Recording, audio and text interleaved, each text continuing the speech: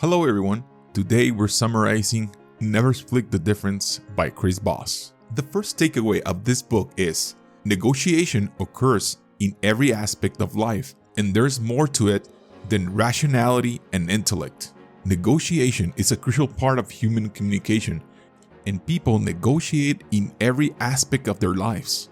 Negotiation is not limited to lawyers or corporate boardrooms, but it happens at work, home, with your partner, and even with your children.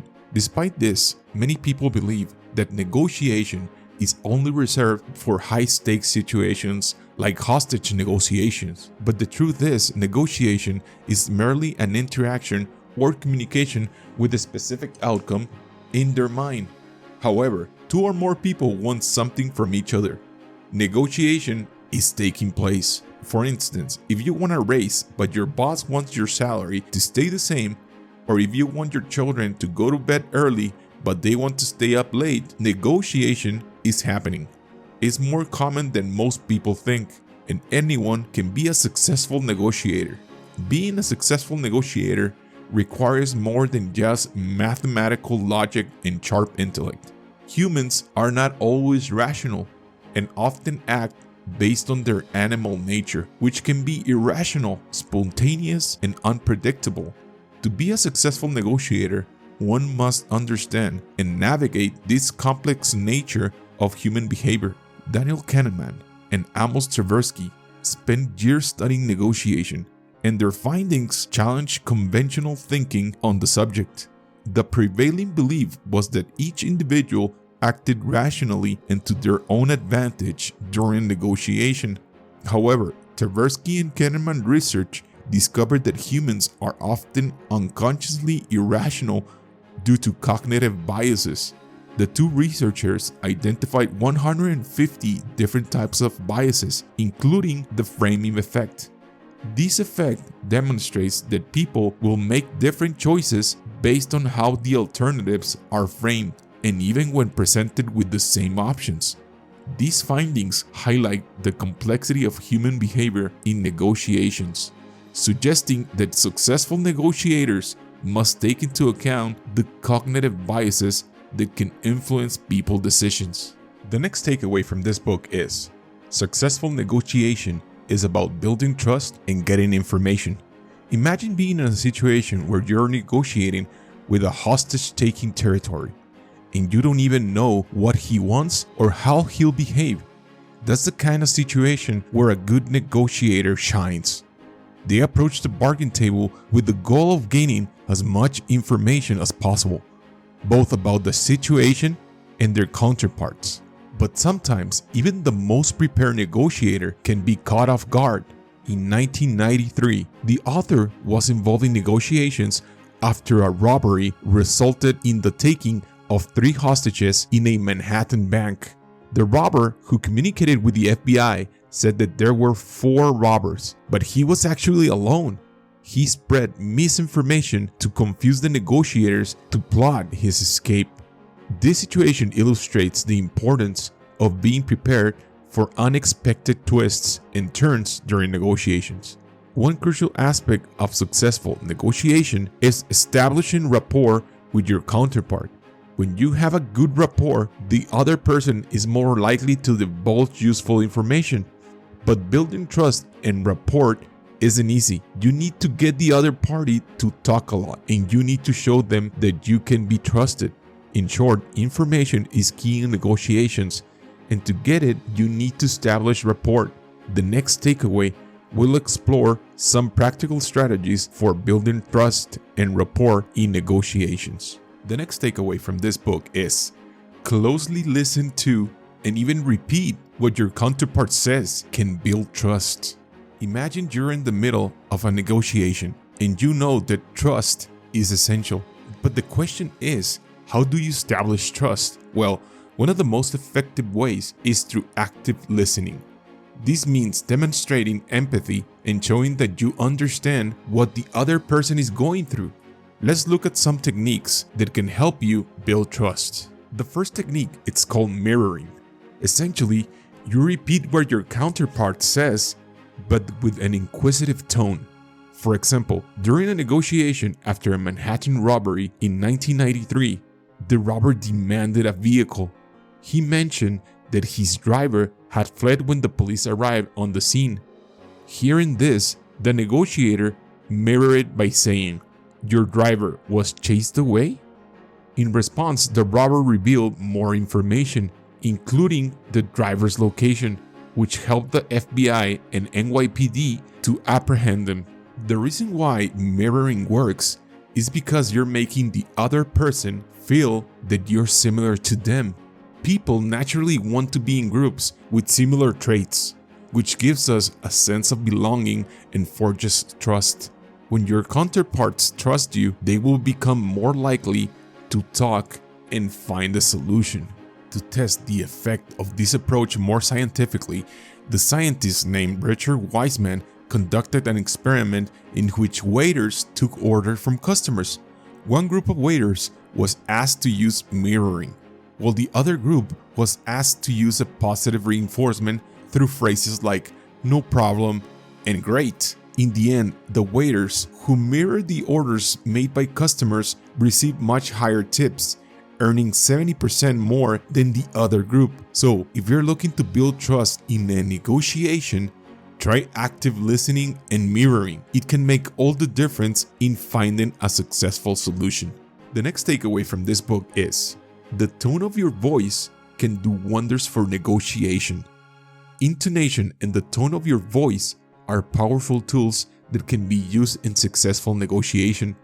The way a message is conveyed can sometimes be just as important as the message itself. For example, have you ever been upset with someone not because of what they say, but because how they said it? It's a common occurrence. In negotiating, it's important to be mindful of the tone you're using. If the other party is likely to become upset or nervous, it's recommended to employ a deep but soft voice, which has been referred to as a late-night FM DJ voice. This tone can be reassuring and calming, making the other person more likely to share the information you're looking for. During a bank robbery negotiation, the author had to take over communication with the robber from his colleague Joe. To prevent the robber from growing upset or nervous due to the shift, the author used a deep, calm voice to let him know that Joe was out and he was in. The tone was so effective that the robber didn't even flinch. On the other hand, in most situations, a positive, playful voice is more appropriate. This tone communicates that you're easygoing and empathetic, and it puts things in a positive light with an encouraging attitude. Smiling while speaking can often help this tone come out naturally. A colleague of the author witnessed the power of positive, playful voice firsthand while on a vacation in Istanbul. His girlfriend was able to negotiate great deals with backstreet spice merchants by pushing for better prices in a playful, positive way. This approach drew in the merchants, convincing them to give her a better deal. It's a technique worth trying the next time you're in a store or a market. The next takeaway from this book is, understand and state the emotions of your counterpart to position yourself efficiently in a negotiation. Labeling is a powerful technique in negotiation that involves acknowledging and labeling the emotions of the other party. This approach works by calming the other person down and making them behave more rationally. By labeling the other person's emotion, you demonstrate empathy and show that you understand their perspective. This can help to build trust and open the door for further negotiation. Research has shown that labeling can be effective in calming the other person down and increasing rational thinking. When participants in a study were shown pictures of people expressing strong emotions, their amygdalas, the brain area responsible for fear, were activated. However, when they were asked to state what emotions they saw, their brain experienced activity in the area related to rational thinking. In a real-life example, the author used labeling to successfully negotiate with 4 prison fugitives who were believed to be in possession of automatic weapons. By acknowledging their emotions and labeling them as worried and scared, the author was able to calm them down and reach a favorable outcome. The last takeaway from this book is: don't accept the other party's demands, don't compromise, and don't rush. Have you ever been in a situation where you were desperate to settle a dispute and ended up regretting the outcome? That's what happened to Tom when he tried to sell his car. He was in a hurry to close the deal and didn't take the time to negotiate the price properly. As a result, he ended up accepting a lowball offer, and he felt cheated.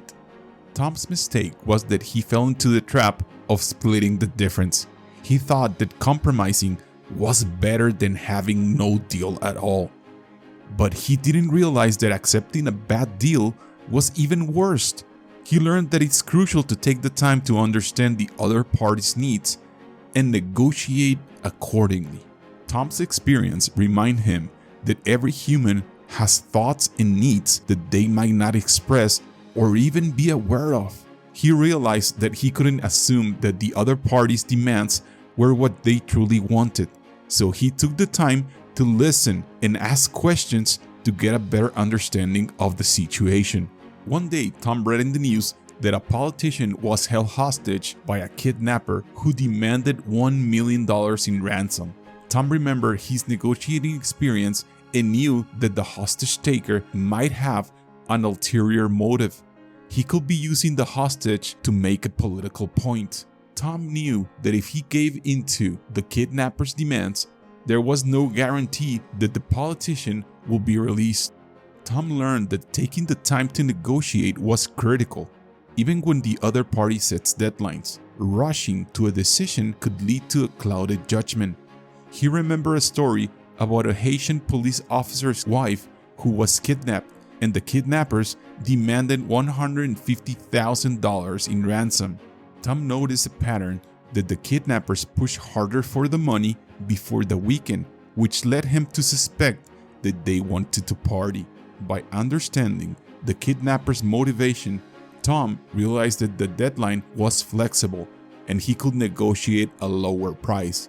He didn't need to pay $150,000 to rescue the woman. Tom understood that in all negotiations, patience, time, and information were critical for a successful outcome. This summary is based on the book Never Split the Difference by Voss. If you liked this video, please give us a thumbs up, and if you like this content, please consider subscribing. Thanks for watching.